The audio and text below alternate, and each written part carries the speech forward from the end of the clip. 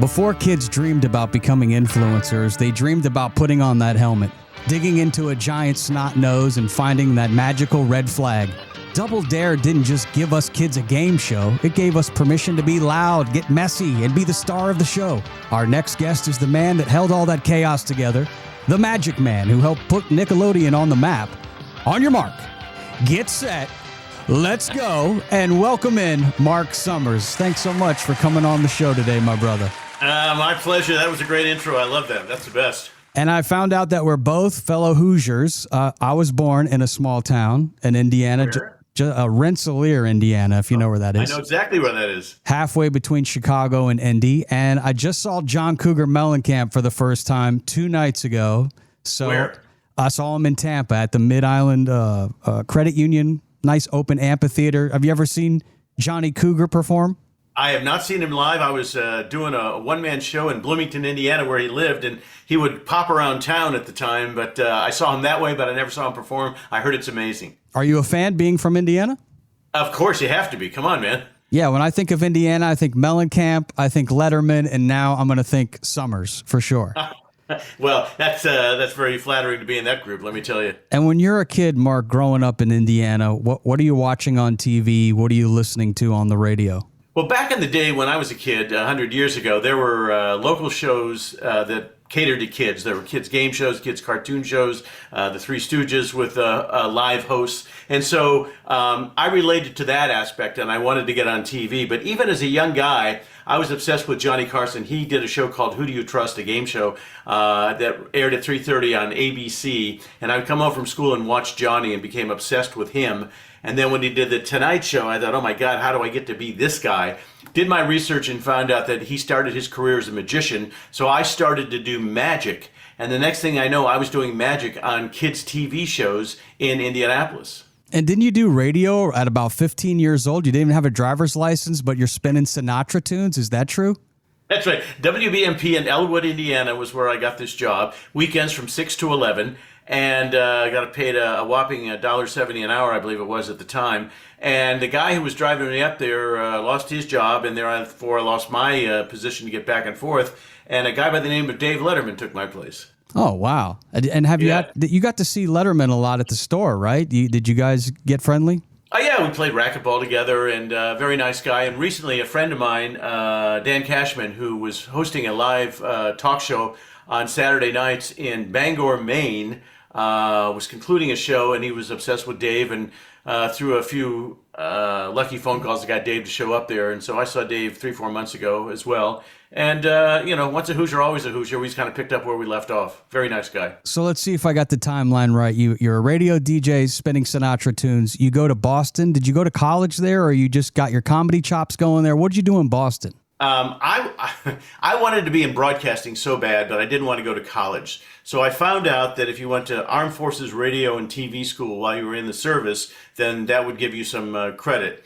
So I joined the Navy for 4 years and find out once I'm in the Navy that they don't go to Armed Forces Radio and TV. It's only the Army.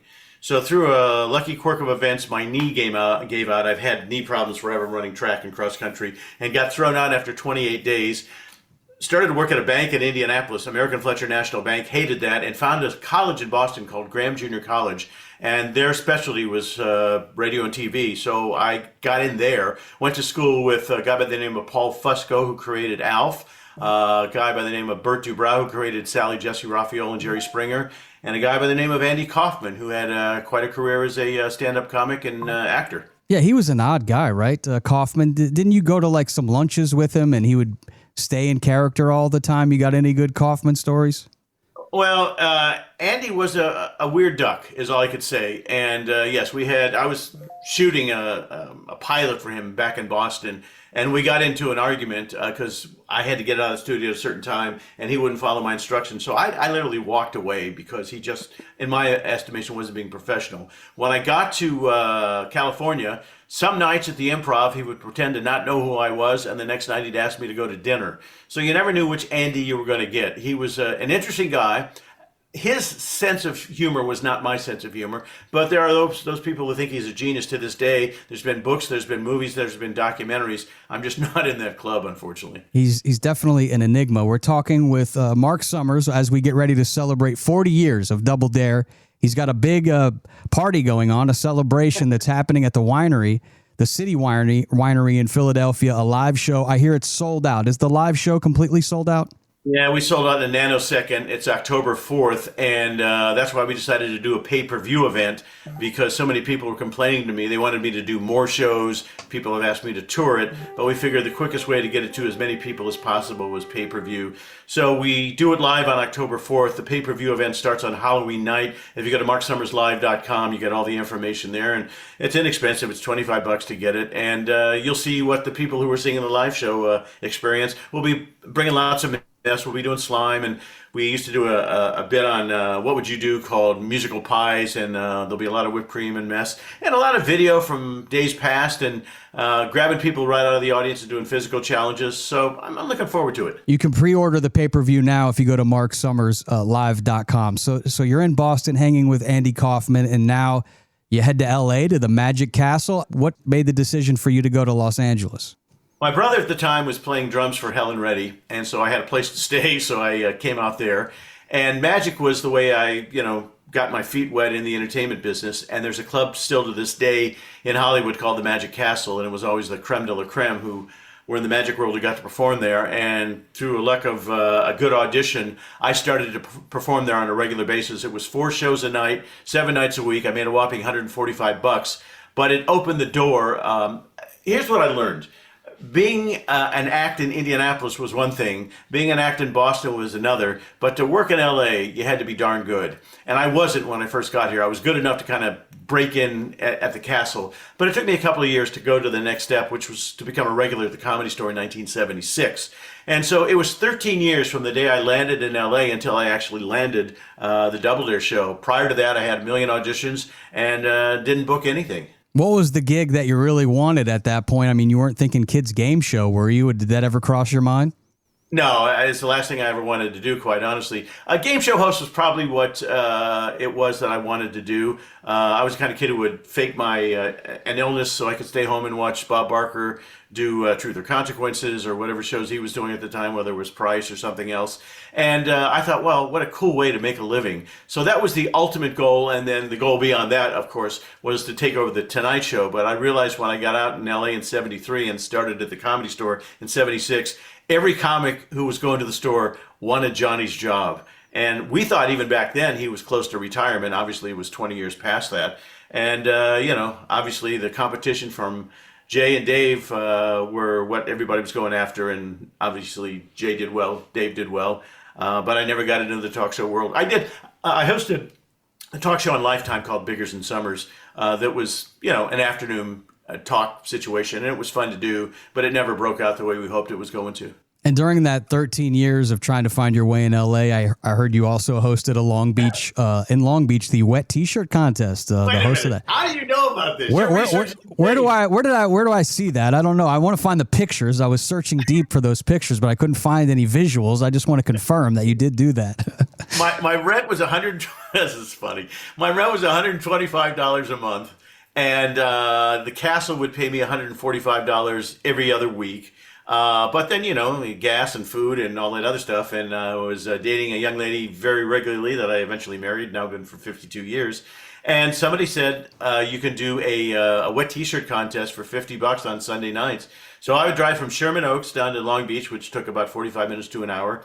And they would hose these women down, and then the people would judge as to who had the best one. And I was a nervous wreck. I was very shy, kid from Indiana, scared of women, and I didn't know what the hell I was doing there. But it paid, and I continued to do it for several months. I'm finding out, Marc, we have a lot in common. From Indiana, both got our start in radio, and I myself have hosted a few wet T-shirt contests along the way.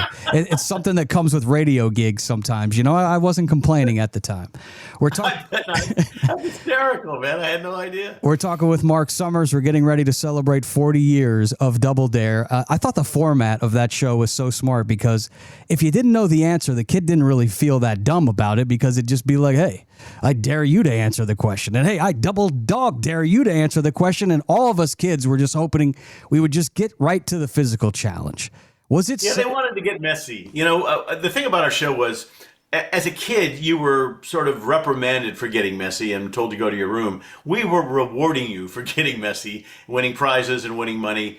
And it just was right place at right time. And the kids, quite honestly, didn't care if they won the game or lost the game. They didn't much care about the prizes. They just wanted to get sloppy. And it started off a little tame, but as time went on, it got messier and messier. We eventually did super sloppy Double Dare, and then we brought in the parents that did, family Double Dare. So, it was a fun show to do. We put Nickelodeon on the map with that show. I mean, they had several other shows prior to us that did okay, but there was a thing called playground talk. And research said that kids would go on the playground in the afternoon and say, there's this cool new show where you get messy and you dive into a tank full of 5,000 pounds of baked beans and you can win a computer or maybe go to space camp. Oh, what's that? And then they would go to the homes of the parents who had cable, and then we were sort of rewarded for getting Nickelodeon to go into more homes because the kids wanted to watch this show. And then how about what they did in Orlando with the whole Nickelodeon experience? And I remember going there as a kid and it just blowing my mind. I never got on the show, obviously, but I mean, it even had its own theme park ride. How often would you be in Orlando? Did they actually tape episodes of Double Dare in Orlando as well? Oh, gosh, yes. We started in Philadelphia, then we moved to New York for a short time, then back to Philly. And then when the Nick studios were built, we were down there for a couple of summers. And I don't know, we shot maybe 300 shows down there. We do 5, 6 a day, 5 days a week. And it was so exciting because people from all over the country would be there, and we would turn our audiences over every other round. So you would see maybe round 1 and 2, and then those folks would leave. We bring in a new audience. We bring in, people to see obstacle courses. And it was just a fun time to be there. There was just such energy, and I loved it. Who controls the Double Dare IP today, and what are they doing with it? Wow. CBS actually owns the Double Dare rights. I've been trying to buy them for a long time, but they're no interest in selling them, apparently. So when the whole merger thing happened with Nick and all that stuff, CBS somehow ended up with them. And we've talked about bringing it back in some form or fashion, but they're not in a hurry, apparently. I know you've probably answered this a million times, so forgive me, but it's the 40th anniversary, so we got to talk about the slime. How many times did you personally get slimed, and can you give us the secret sauce of what does the slime consist of? Well, Jeffrey, I'll tell you, when it first started, I had something called obsessive compulsive disorder, which I was not aware of at the time. I just knew I was a neatness guy and didn't want to get messy. So the first 65 episodes, I wasn't even wearing Reeboks. I was wearing penny loafers, and I was able to dodge that mess. I never got a drop on me at all. And then when the show started to take off, at the time UHF channels were running Facts of Life and Different Strokes, getting huge numbers. And all of a sudden the numbers on their shows went away because Double Dare and Nickelodeon started to explode.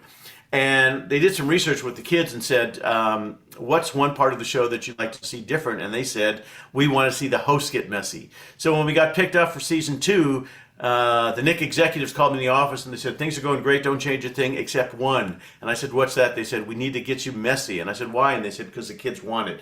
So often when the kids would run the obstacle course, they'd say, if we win, can we throw you in the pool, or can we pour slime on you, or can we hit you with a pie? And that got, grander and grander, and that became part of the show as well. As far as the original ingredients, the insurance company wanted to make sure that the kids, if they got it in their mouth, found out it was edible. So the base of it was vanilla pudding, applesauce, green food coloring, and just a little bit of oatmeal to give it some texture. And that's what it was. Now, when we brought it back 6-7 years ago, Nickelodeon has this high-tech place that makes slime, and you can go in there, and we did for a couple hours, and judge the viscosity. Do you want it thick? Do you want it thin? Do you want it to go down fast on their face? Do you want it to go slowly? And so we spent a couple hours there trying to figure out what type of slime we were looking for. I don't know the ingredients of it then, and I'm assuming it had to be edible, but it didn't smell as good as the stuff that we used, trust me. I feel like I would have taken the slime. I don't know how I would have taken, because I just recently watched it again. I don't remember this as a child, but I just watched it because I knew you were coming on, and it sounded like the Beatles were performing because there were all these high-pitched screams nonstop during the show. Did you have to wear earplugs at any time? That audience was, they were on fire. They were on fire. They couldn't wait to be there because they knew I would sometimes pick people out of the audience and let them demonstrate an obstacle and then give them a Double Dare T-shirt. I'll tell you where it got loud and crazy is we started doing personal appearances in malls. And the problem was we drew so many people that the stores, the Macy's and whatever stores that were there, were upset because the kids were blocking the entrance. So we figured, well, if it's working in a mall doing Double Dare Live, then maybe we should take it out in theaters. And we were selling out 20,000 seat arenas, the Palace of Auburn Hills twice in a weekend, all over the country. For about 8 years, we toured that thing. And man, when you walk out to 10 to 15 to 20,000 kids screaming their lungs out, you do have to wear earplugs from time to time. Man, we got to get on the horn with CBS and get this thing back rolling. I don't know what the hell their problem is. I'm going to make some calls myself. I know. Well, getting on that show, though, as a kid, you probably hear this all the time. It felt like a kid winning the lottery. I remember, like I said, going to Universal Studios. When you see adults like me with some gray hairs now coming up to you, giving you these stories, are you tired of hearing them, or does it bring back emotions? I'm sure there was a time where you were sick of hearing it, or have you always embraced it? Now, people come to me and say, I know you don't want to hear this. And I say, wait a minute. Of course I want to hear it. It's what put me on the map. It's what made me a living and, opened up doors for me in the entertainment business. So no, when people come up to me and say, hey, I always wanted to be on the show, or I met people who were on the show. I've had waiters in restaurants who say, they did it. And, I had the Philadelphia audience. I had the New York audience when we shot it there. And, of course, the huge Orlando audience where people from all over the country were selected from those. So, no, I enjoy it, and people shouldn't hesitate to come up because they all have a different story about what the experience was like. And I love hearing it. We did 525 shows initially, and then we did about another 90 after that. So there's no way I can remember every contestant and everything that happened. But it's fun to hear those stories from their point of view. And you say 600 episodes almost. That's way more than Seinfeld. Why did it come to an end? Were you burnt out at the time? Did they feel like they had enough episodes? What made it stop? Well, the way that television works is it used to be, if you had 100 episodes and then it became 200. But cable reruns things over and over and over again. And when you have 500 to 600 episodes, the odds of somebody seeing a rerun in a week is slim and none. So they felt they had more than they needed and didn't want to spend any more money. When we started the shows in Philadelphia, WHYY, which was the PBS station where we shot, we were spending a whopping $9,000 an episode. But as it went on, it became 50, 60, 70, 80,000. And then when we did it the last time, it was six figures per episode. And so it got a little more expensive. But on the same token, the way television works, X amount of episodes, let's stop. We don't need to spend any more money. We'll just run it to death. 40 years later, it's returning to Philadelphia. Harvey's going to be there, the announcer, also Robin, your stage assistant. How did this reunion come together? How did you decide to do it?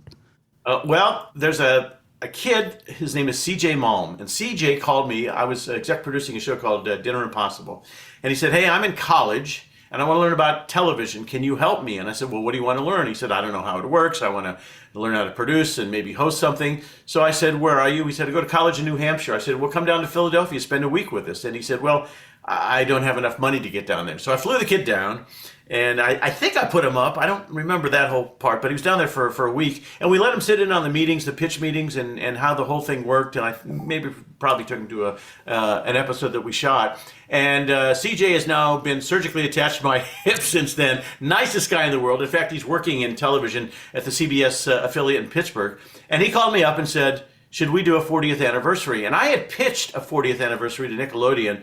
They passed instantaneously, did not have any interest. So we figured, what the heck, let's do it. I put it all in his hands. I've produced a million shows, and I said, look, you want to do it, you produce it. He found the location, City Winery. He put all the people together. Ed Kaloff, who wrote our theme, who wrote Price is Right theme, and many, many other themes. He's going to be there. Robin put the whole thing together. It's a lot of work. And so he's the one who, decided let's make it happen. And I'm looking forward to doing it. I'm looking forward to it because my responsibilities are slim. He's running everything by me, the order of the show and how we're going to execute it. But he did all the work, not me. I can't wait to see it. You can pre-order your pay-per-view tickets by going to marcsummerslive.com. Before we let you go, I just want to give you a lot of love for your podcast that you did for a few years. Marc Summers Unwraps, where you talk to Leno. Great conversation with him. Also, Howie Mandel. You guys talk about your afflictions. You got Carrot Top, Tom Bergeron, one of the great game show announcers. People can still discover this podcast. You thinking about picking that back up, or? Here's my problem, Gentry. Everybody's got a podcast right now. Yeah. The whole world does. People are doing it out of their bedrooms. We're doing it out of a live studio.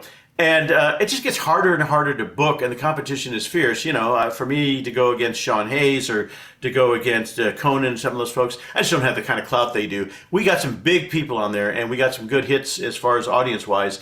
But I'm going to tell you honestly, I did it for a little longer than 2 years, and I didn't make a penny doing the darn thing. We got to connect with somebody like me. I know how to make money with these podcasts. So whenever you're ready to make money, we should talk. Yeah, let me know. I would be happy to help you. That's definitely something we do around here. Artie, our mutual friend, could tell you about that. But I thank you for your time. I know you're a busy guy. 40 years later, you're still making people smile. That's got to be the best prize of all. And you can follow Marc on social media. Watch that 40th reunion. Details at marcsummerslive.com. And please don't let any physical challenges slow you down, my friend. Hey, you know what? I get to do these from time to time, and you are so professional and so good doing your research and your follow-through. So congratulations to you. No wonder you're such a success. I appreciate that, Marc. And on your mark, get set, keep it going, my brother. I'll be watching. Thanks, man. Peace out, bro. Later. Take care.